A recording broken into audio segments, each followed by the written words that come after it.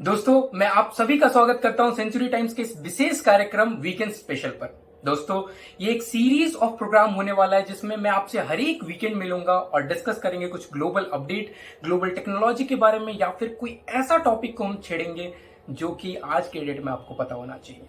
दोस्तों, मेरा नाम है सूरज झुंझुनवाला और मैं हूं चार्टर्ड अकाउंटेंट बाय प्रोफेशन।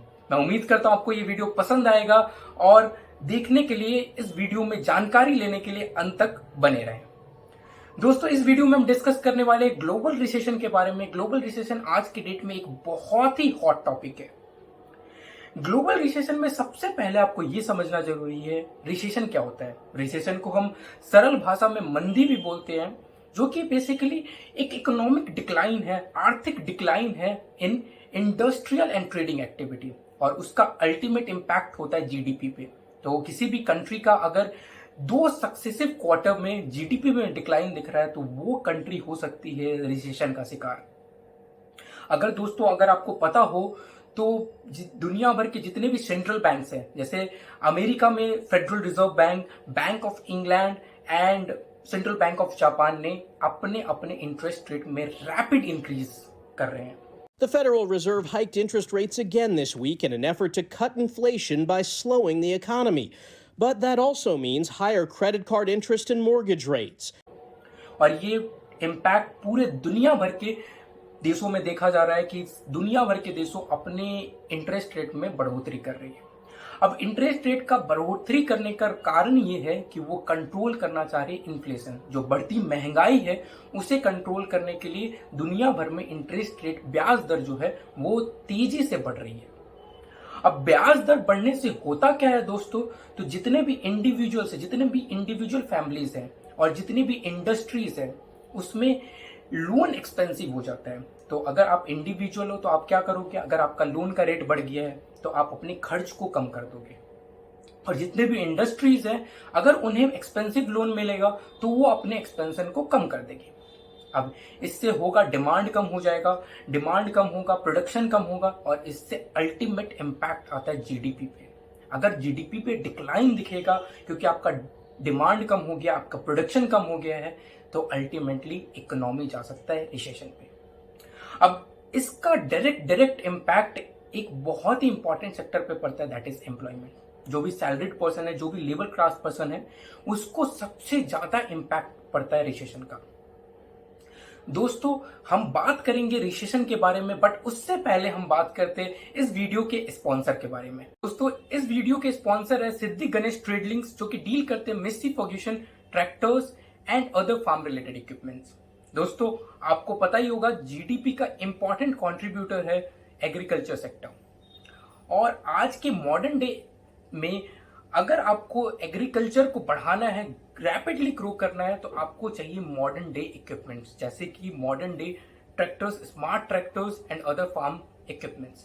तो आप पहुंच सकते हो इनके पास, सिद्धि गणेश ट्रेडलिंग के पास, और आप और भी डिटेल्ड जानकारी ले सकते हो कि आप अपने एग्रीकल्चर सेक्टर को कैसे आगे बढ़ा सकते हो, कैसे डिवाइसेस को यूज कर सकते हो, कौन से ट्रैक्टर आपके लिए यूजफुल हो सकता है, और भी आपको डिटेल मिल जाएंगे डिस्क्रिप्शन बॉक्स में। एंड अगर आप यूज करते हो कूपन कोड SGT500 तो आपको और भी एडिशनल डिस्काउंट मिल सकता है on purchase of tractors up to 1 lakh rupees. दोस्तों, वर्ल्ड बैंक की एक रिपोर्ट की माने तो ये 1970 के बाद की सबसे बड़ी इकोनॉमिक डिक्लाइन है, जिसमें दुनिया भर की सबसे स्ट्रॉन्गेस्ट इकोनॉमीज भी, जैसे कि अमेरिका, चाइना एंड यूरोप में भी बहुत बड़ी डिक्लाइन देखने को मिली। ये बहुत ही एपरेंट है। S&P 500 में कंटिन्यूअस डिक्लाइन दिख रही है, वैसे ही इंडिया में सेंसेक्स में भी कंटिन्यूअस डिक्लाइन दिख रही है। पूरा स्टॉक मार्केट ब्लड बाथ्ड है। Stocks took a big dive over worries we could be headed into a recession. When the closing bell rang Friday, the news wasn't good.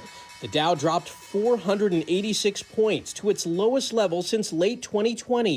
All this as inflation is hurting Americans at every turn. Inflation, gas prices, fuel, it's all up.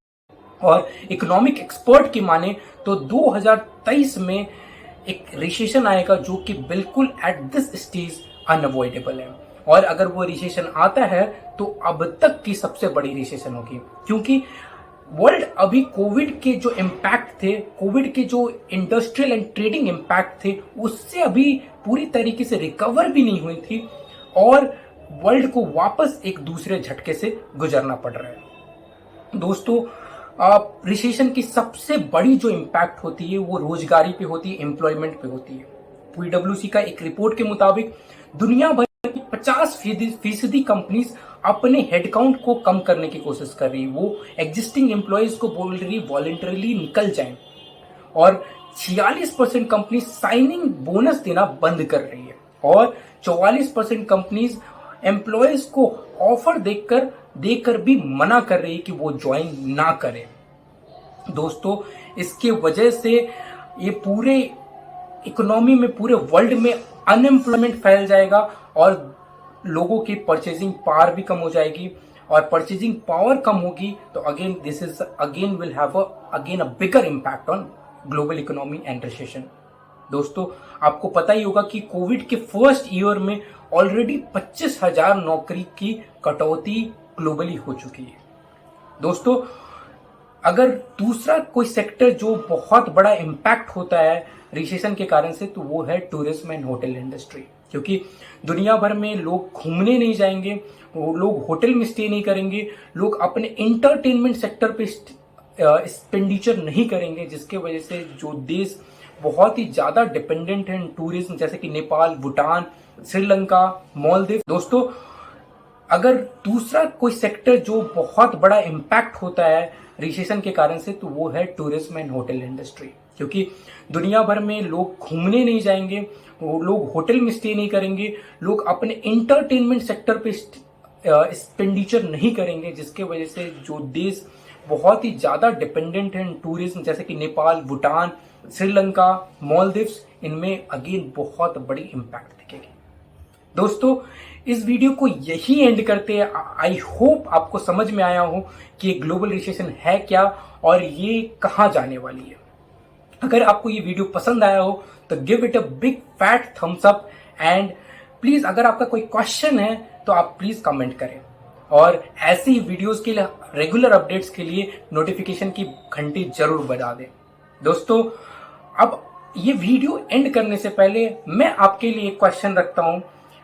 क्या आपको लगता है कि कैसी रणनीति होनी चाहिए जो ग्लोबल गवर्नमेंट है, ग्लोबल गवर्नेंस में कैसी रणनीति आनी चाहिए, कैसी चेंजेस आने चाहिए ताकि ये जो ग्लोबल रिसेशन आने वाला है उसका इम्पैक्ट कम से कम हो जाए या फिर ये अवॉइड हो सके? तो प्लीज कमेंट करके अपने आंसर को जरूर हमारे से शेयर करें। Thank you so much, bye bye and take care.